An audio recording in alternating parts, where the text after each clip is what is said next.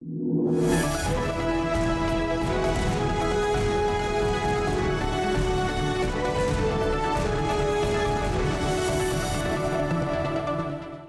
and welcome to 3.0 TV. I am Vishakha Thakur.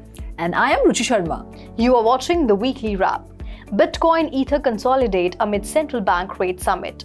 So VDAs have entered a consolidation phase और इसका जो reason है वो ये है कि US फेडरल रिजर्व और यूरोपियन सेंट्रल बैंक ने इंटरेस्ट रेट बढ़ा दिया है 25 PPS and the Bank of Japan has also allowed the interest rate to rise और क्योंकि इससे जो है उनकी जो बॉन्ड मार्केट है उसको और ज़्यादा वो मैनेज कर पाएंगे अच्छे से। बिल्कुल। सो यहाँ पे इसका जो इम्पैक्ट है वो VDAs पर तो पड़ना ही था। बिटकॉइन का जो प्राइस है $29,000 के नीचे चला गया जैसे ही इंटरेस्ट रेट बढ़े और currently it is trading at $29,200। अगर हम यहाँ इथीरियम की बात करें तो वो स्टेडी रहा $1,800 से $1,900 के बीच में। वहीं जो ऑल्ट कॉइन्स है उनमें भी काफ़ी ज़्यादा एक्टिविटी दिखी है क्योंकि डोज है तो डोज की बात करें तो Elon Musk has incorporated the logo of dose Twitter पे। तो इसके साथ ही बात करें हम XRP की तो it is not security for retail investors. इसकी वजह से भी काफ़ी ज़्यादा जो एक्टिविटी है वो ऑल कॉइन में दिख रही है। अब शाखा ऐसा होता है जब भी फेड रेट हाइक करता है तो हमेशा हमने देखा है कि जो है प्राइस गिरता है, बिटकॉइन का गिरता है। अभी 25 बेसिस पॉइंट जो है वो इंटरेस्ट रेट बढ़ाया, लेकिन लास्ट ईयर हम देखें तो लगातार 75 बेसिस पॉइंट्स बहुत ज़्यादा जो है इंटरेस्ट रेट बढ़ रहा था क्योंकि इन्फ्लेशन कंट्रोल में नहीं आ रहा था। तो अगर उससे कंपेयर किया जाए तो अभी फ़िलहाल 25 बेसिस पॉइंट ही रेट हाइक हुआ है और आगे क्या रहेगा वो देखेंगे, वक्त ही बताएगा। बढ़ते हैं आगे। Elon Musk rebrands Twitter to X sparking scores of wannabe tokens.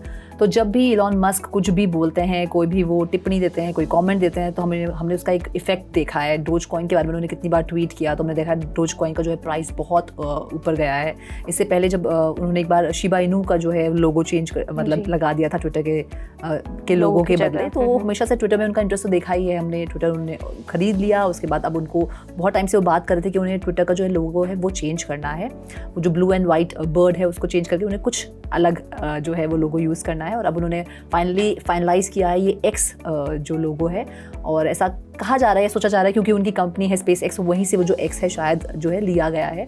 और जैसे मैंने कहा कि जैसे कुछ भी इलॉन मस्क बोलते हैं, कमेंट करते हैं तो उसका एक इफेक्ट होता ही हमेशा। तो जैसे ही उन्होंने ये लोगो चेंज किया तो बहुत सारे एक्स नाम के जो टोकन्स हैं वो डिसेंट्रलाइज्ड एक्सचेंजेस पर आ गए, देखे गए और उनमें हमने देखा कि बहुत उछाल भी आया है। ऐसा ही एक टोकन है AIX जिसमें कि हमने देखा 10-fold जो है उसका प्राइस जंप किया। और एक और ऐसा ही एक डूस एक्स करके एक टोकन है जिसमें हमने देखा 2600% जो है प्राइस जंप किया। बिल्कुल। सो जैसे कि आपने कहा कि एलॉन मस्क जब भी कुछ ट्वीट करते हैं, बोलते हैं तो इसका इम्पैक्ट ज़रूर होता है। और Elon Musk bought Twitter in 2022 for around $44 billion. और इसके बाद से काफ़ी ज़्यादा जैसे ले ऑफ हुए या कुछ भी तो काफ़ी ज़्यादा इम्पैक्ट पड़ता रहा मार्केट्स पर। इसके साथ ही फिर काफ़ी ज़्यादा टेक जायंट्स ने भी ले ऑफ किए। अब फाइनली कुछ नया ही आया है कि उन्होंने ट्विटर का जो एक आइकॉनिक दैट ब्लू बर्ड लोगो उसको ही चेंज कर दिया एक्स में। तो और इसके लिए इतना इंटरेस्टिंग था क्योंकि उन्होंने सभी को एक चांस दिया था कि सभी लोग जिसका भी मन हो वो अपना एक डिज़ाइन कर सकते हैं लोगो, क्योंकि उनको एक्स ही रखना था। और फिर एक उन्हें कोई तो सॉयर मेरिट नाम से मिला जिन्होंने ट्विटर पर ये जी बिल्कुल वीडियो डाली थी और उन्हें उनका लोगो जो है पसंद आ गया और उन्होंने उसी एक्स को एज ट्विटर का नया लोगो बनाया। लेकिन आने वाले टाइम में भी वो इसे बहुत ज़्यादा चेंजेस इसमें करने वाले हैं। हालांकि एक्स ही रहेगा। और CNBC की एक रिपोर्ट है जो कहती है कि ये डिपिक्ट करता है और रिप्रेजेंट करता है कि क्योंकि उनको एक एनीथिंग और एवरीथिंग ऐप बनाना है तो उसको ये रिप्रेजेंट करता है और आने वाले टाइम में काफ़ी ज़्यादा चेंजेस भी वो इसमें करने वाले हैं। Moving on, WorldCoin's newly launched WLD token spikes over 20% on major crypto exchanges.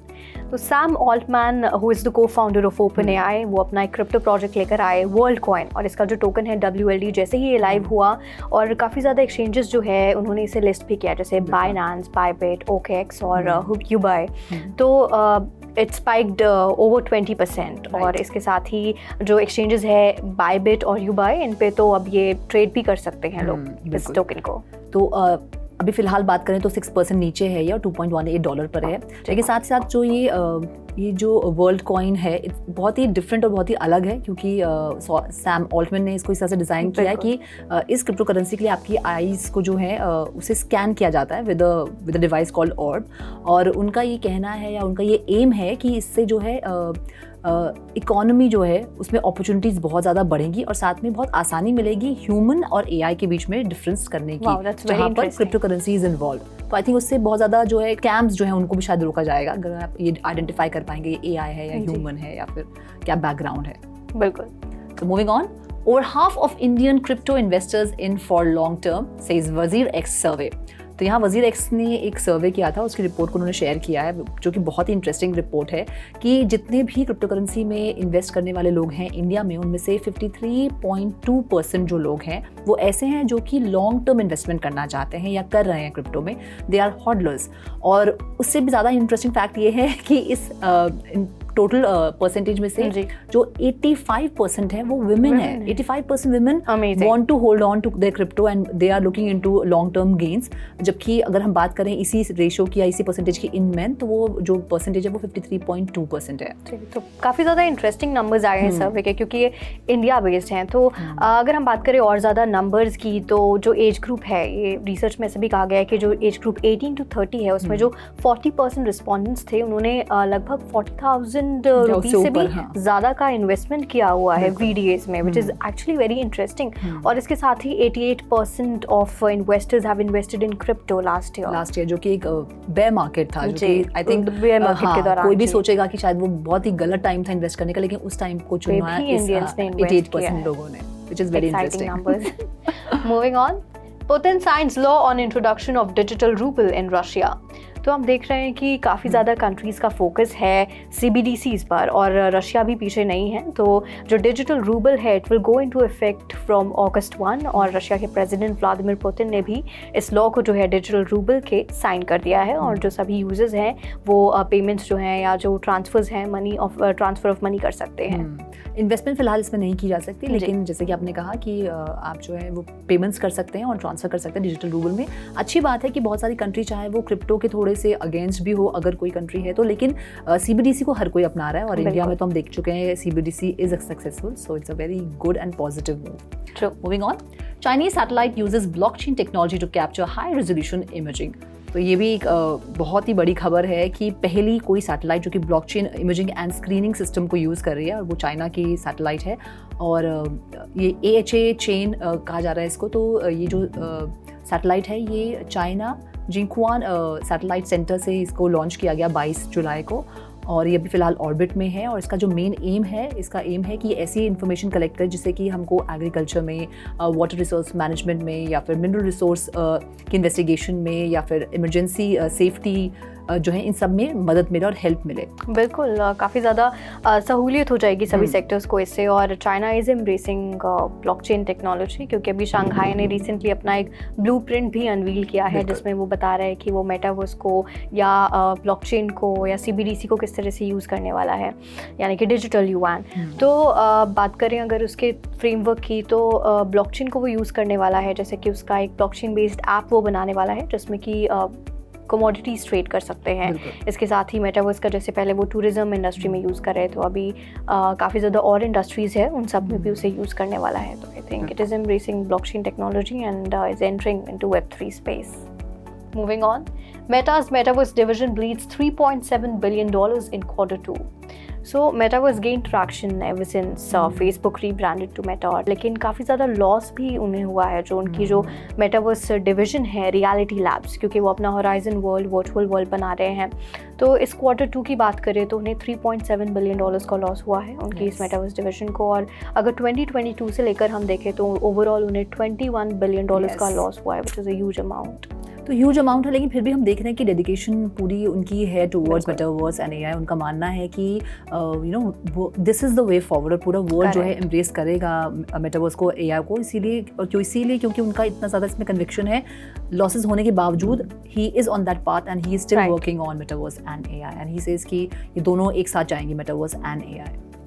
Moving on, Ducati and Ripple aim to connect fans with historic NFTs. तो यहाँ हम देख रहे हैं कि आए दिन कोई ना कोई बड़ा ब्रांड या ऑटोमोबाइल ब्रांड जो है वो NFTs के साथ कोलैबोरेट कर ही रहा है, और यहाँ पर अभी Ducati ने Ripple Labs के साथ कोलैबोरेट किया, पार्टनर किया है, और अब XRP लेजर पर जो है Ducati की NFTs आ चुकी हैं।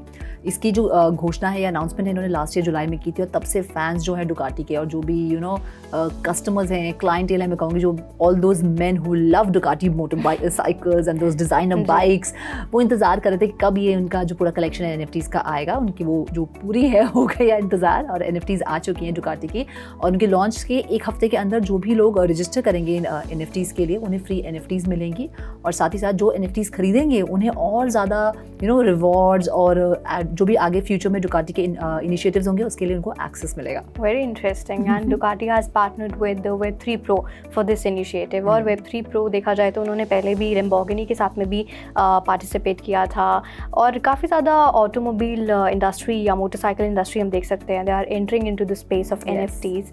और इसके पहले रॉयल एनफील्ड भी अपना आर्ट ऑफ मोटरसाइकिलिंग लेकर आया था। So I think it is amazing, and Web3 जो है वो ट्रांसफॉर्म और रीशेप करने वाला है इंडस्ट्रीज़ को, B it any sector. So that's all in this episode of the Weekly Wrap. This is me, Vishakha Thakur, signing off. And this is me, Ruchi Sharma, signing off. Do like, share and subscribe to 3.0 TV, and for more information and stories log on to our website www.3wordstv.io or scan the QR code. Have a great weekend.